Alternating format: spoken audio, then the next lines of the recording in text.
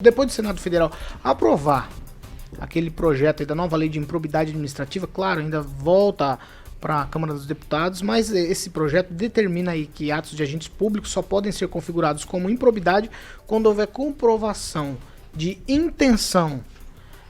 Isso ontem. Aí, né, a gente deu essa notícia ontem. Ontem mesmo o presidente Bolsonaro, como o Rigon estava nos informando aqui, sancionou a lei que permite que a candidatura de políticos que tiveram as contas julgadas e rejeitadas durante o exercício do mandato, eles vão poder participar de eleições. Exatamente. Foram condenados a pagamento de multas por conta de irregularidades sem danos ao erário. Então é o seguinte, ó. Até agora, a lei estabelecia que aqueles que tivessem contas rejeitadas ficariam inelegíveis por 8 anos para qualquer cargo.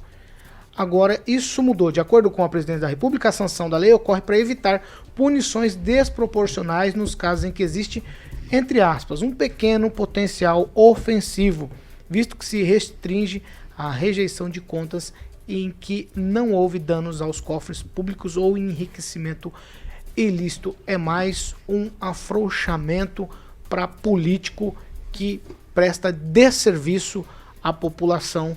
Pamela Bussolini. Ai, Paulo, é lamentável a gente ver essas movimentações políticas, né? Como eu falei alguns programas atrás, a cada dia entra uma jabuticaba diferente e vão enterrando a lei da ficha limpa, né? Infelizmente, esse é o Brasil.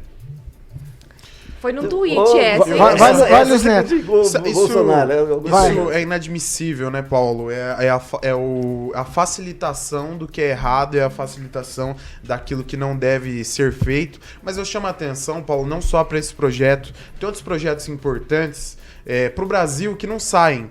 Quando o assunto interessa a classe política, ele é resolvido de forma muito rápida. Vira lei em um instante. Mas o presidente podia ter vetado. E a gente acaba nem vendo. Depois eles derrubam tem a questão veto. da governabilidade. Mas o que eu queria Todo dizer em mundo relação sabe a disso. isso, mas não é nem questão disso. Mas mostra pelo menos Na a boa minha vontade opinião, de derrubar. Na minha opinião, tem a questão da governabilidade também. A gente sabe dos desafios e que tem muitos grupos políticos. E quando você governa, um presidente, você governa para todos. Não adianta falar que não acontece isso, porque a gente sabe que é a realidade. Agora eu queria chamar a atenção para um projeto que seria fundamental ser aprovado, que nós colocaríamos na cadeia uma boa parte dos deputados que não têm um compromisso com a sociedade que devem, que é o fim do foro privilegiado. A população não tem foro privilegiado, você, o cidadão de bem, não tem o foro privilegiado, mas os políticos têm, tem alguns juízes que têm, desembargadores que têm. É uma vergonha, precisa de uma reforma e também no judiciário. Sabe aquela desembargadora que dava decisões, mandados de soltura para presos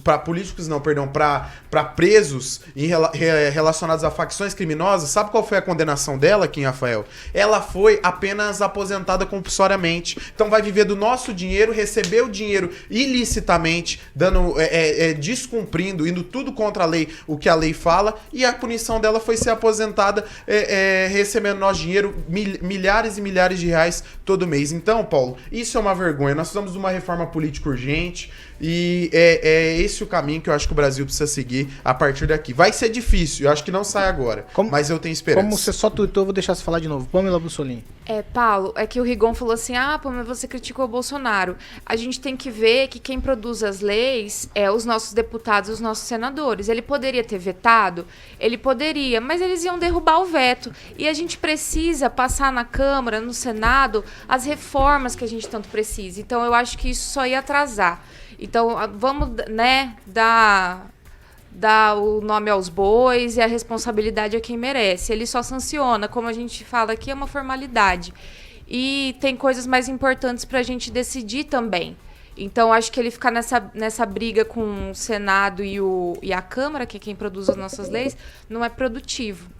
Quem, Rafael? Pamela, eu vou discordar de você nesse sentido de só uma formalidade de vetar ou sancionar. Eu acredito muito nesses dispositivos aí de escolha do presidente Bolsonaro. Eu acho que ele tem que não fazer com que se evite qualquer tipo de situação a posterior. Né? Se ele falar, por exemplo, eu vou vetar sabendo que o povo vai sancionar e daí ele sanciona... Não, o povo não sanciona. Não, o povo, digo, o Congresso. Né? Eu acho que essa forma tem que existir, né? E ele tem que se valer disso. Porque se ele pegar, né, e vetar, o povo vai saber exatamente o que ele está fazendo, o que está... senão não seria o fundão, por exemplo. Fundão, o Congresso pode reverter a situação e fazer com que aumentasse sem a anuência dele, só pelo fato dele vetar, né? Sancionar ou vetar. Sim, mas então... é mais um desgaste, né? O pessoal fica falando que ele não conversa, que ele não colabora com o Congresso, com o Senado, por isso que eles não passam as reformas. Então, se toda hora eles ficarem fazendo, desculpa a palavra, aquele merdelê que eles fazem lá, e depois ele tiver que ficar vetando e ficar nessa briguinha, quando que a gente vai aprovar a reforma administrativa? Ô, Fernando Tupan, vou dar um minuto para você. A gente criticou a medida ontem dos senadores. Essa medida do presidente é muito parecida. Você tem um minuto para comentar aí essa sanção do presidente. Parece que ele... Pois bem, Paulo Caetano, por mim, o Bolsonaro tinha que meter a caneta pelo não e não assumir essa responsabilidade. Ele está assumindo a responsabilidade e ao sancionar a lei e fazer essa barbaridade continuar acontecendo. Bolsonaro, se estivesse com a cabeça no lugar, se fosse eu ou o Rigon, presidente, a gente tinha caneteado que não. Eu não tenho que viver com o desgaste dessa matéria. Passa para outro, se livra a eleição, aí está o ano que vem. Que falem. As pessoas que falam, a gente sabe porque falam, né? Falam porque a encrenca é maior do que a gente pensa.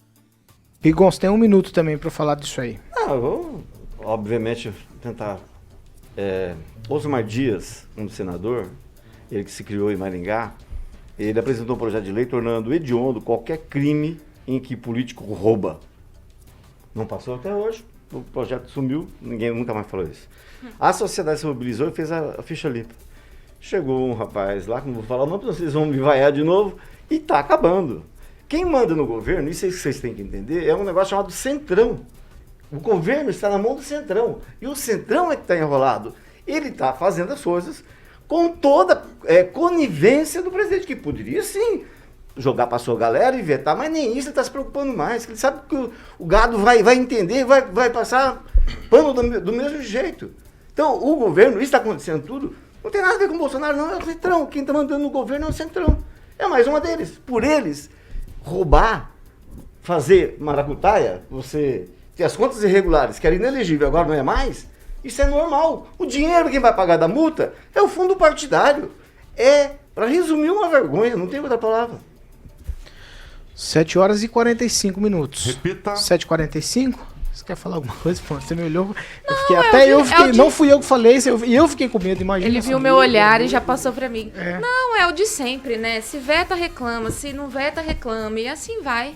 Mas ele continua tendo esse poder do veto, Porque né? ele não colabora com Continua o tendo. parlamento, Continua por tendo. isso que o governo dele não anda. Aí se ele Vocês pega são- e deixa vocês o sempre parlamento botaram uma fazer justificativa. o que... Não, O vocês Erradão estão foi falando prefeito como aqui, o se ele prefeito tivesse tem poder elaborado de o veto, né, projeto. prefeito? Ele só sanciona.